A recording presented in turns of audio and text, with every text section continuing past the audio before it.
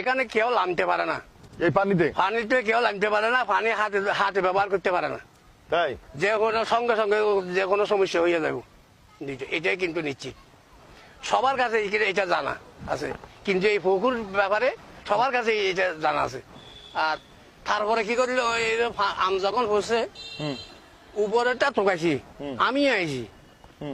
তো তারা তো নতুন মানুষ, তো তারা এখানে আম লইতে চায়।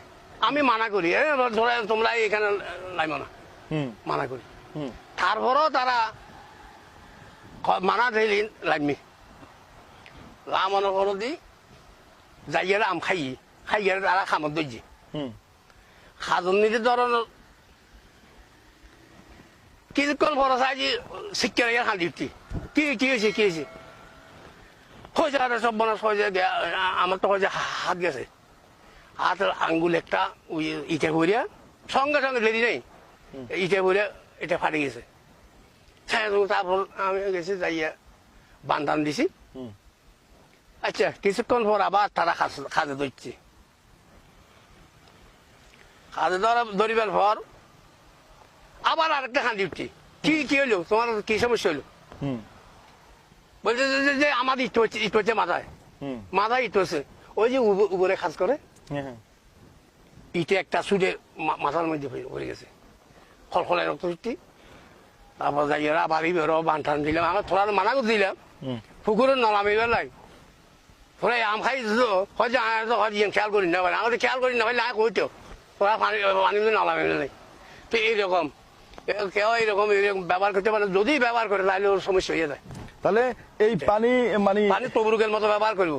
এইটা মনে করেন এইরকম লইব, হ্যাঁ এই লইয়া বোতলে ঢুকাইব, কিন্তু হাতে না, হাতে বাজিলে সমস্যা, মানে হাতে বাজিলেও সমস্যা। তারপরে এইরকম আবার নিচে যাবে না। এটা পানি নিব, পানি এরকম করে মানুষ নিব, নিয়ে ওই ওষুধের মতো ব্যবহার করবো, তবরুকের মতো ব্যবহার। মানে এটা কোনোভাবে হাতে লাগানো যাবে না, হাতে স্পর্শ করা যাবে না এই পুকুরের ঐতিহ্য হইলে এটা। দর্শক, আমি এই লাঠি আর ইয়েটা কেন আনছি, যে এখন আসতেছি সেই প্রসঙ্গে, যে এই পুষ্কুনিটা একটা আধ্যাত্মিক, একটা রহস্যময়, একটা রহস্যজনক পুকুর। যেই পুকুরের পানি যদি গায়ে স্পর্শ লাগে আপনার কোনো না কোনো দুর্ঘটনা হবে। এটার পানির ভিতরে আপনি কখনো হাত লাগাতে পারবেন না, এই পানির ভিতরে হাত দিতে পারবেন না, এই পানিতে নামতে পারবেন না।